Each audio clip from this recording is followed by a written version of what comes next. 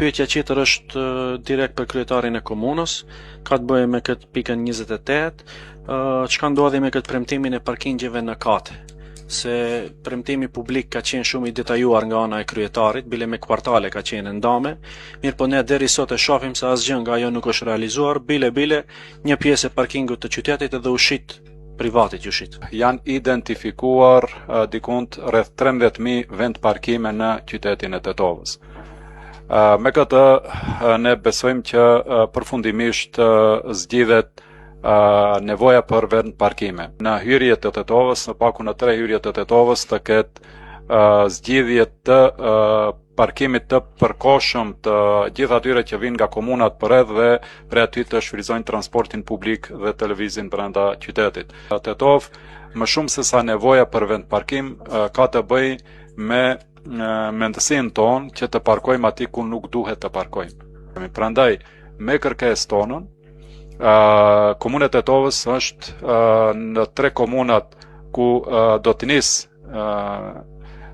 implementimi i projektit Qyteti i Sigurt, do të merren masa konform ligjit të ri, që nuk do ketë nevojë polici të pres shoferin e automjetit dhe t'i bëj dënimin apo globën që duhet t'ja parashtroj dhe i njëjti ta nënshkruaj, nuk e nënshkruaj procedurat cilat kanë qenë të komplikuara. Pra, me sistemin e ri të Safe City, do të ketë vetura të policisë të cilat do të kenë kamera të instaluara dhe gjithë ata të cilat do të jenë të parkuar aty ku nuk është e lejuar, do të jenë të dënuar tek tregu i Djelbërt dhe tek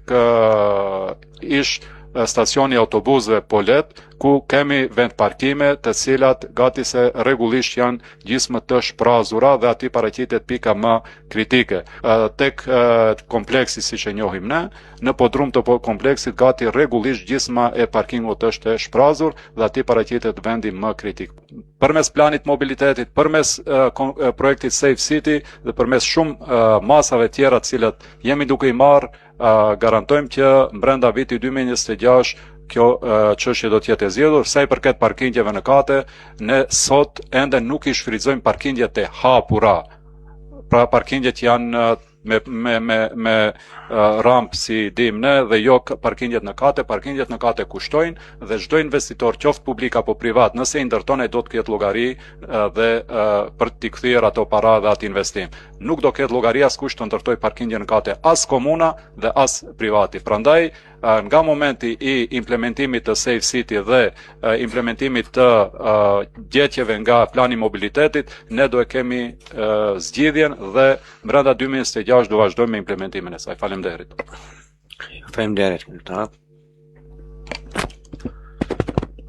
Domethënë t'ja shtoj parking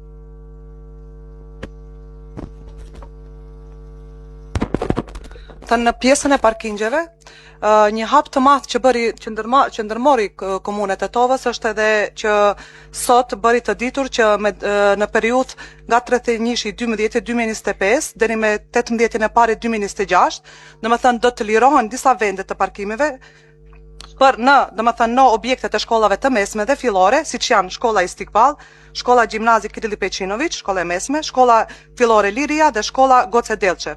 Urdhno Agron. Në shumë pika do pajtohem me këtë paraqitjen të kryetarit, përveç të pjesa se i bie që e pranon publikisht se premtimin që e ka dhënë ai reiteron për parkingjet në kate, nëse sidoqoftë. Çështja tjetër o kolegja paraprakisht e përmendi, domethënë keqpërdorimin që u bë te sektori i parkingut më përpara, është e vërtet, domethënë vetë kam lexuar ato raportet e revizionit, bile ka pas raste ku në xhirologarinë e parkingut kanë munguar diku 15.000 euro.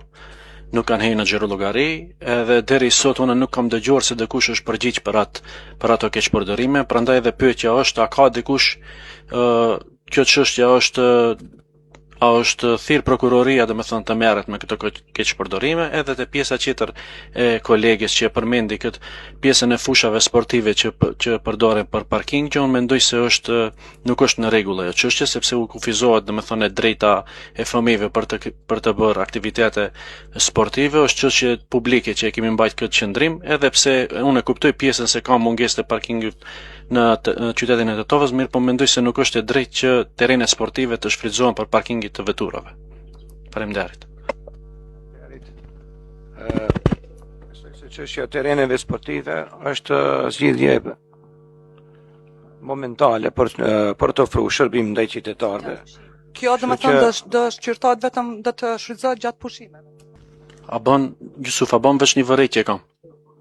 Dhe me thonë, kolegja thot se gjatë pushimeve faktikisht fëmijët nuk duhet bëjnë aktivitete sportive, unë mendoj se ajo është koha kur më tepër duhet merren me aktivitete sportive, kështu që e vërteton faktin se shfrytëzimi i hapësirave të terreneve sportive për parkim nuk është çështje që ndodhen tash, por ndodhen me vite, jo vetëm nga kjo udhëheqësi, po edhe nga udhëheqësia paraprake. Unë mendoj se nuk është në rregull, veçanërisht nëse planifikohet renovimi i terreneve sportive, kjo praktik të ndalet sa më parë, edhe terrene sportive të rehabilitohen ashtu si duhet, jo të shndrohen në parkingje veturash. Faleminderit.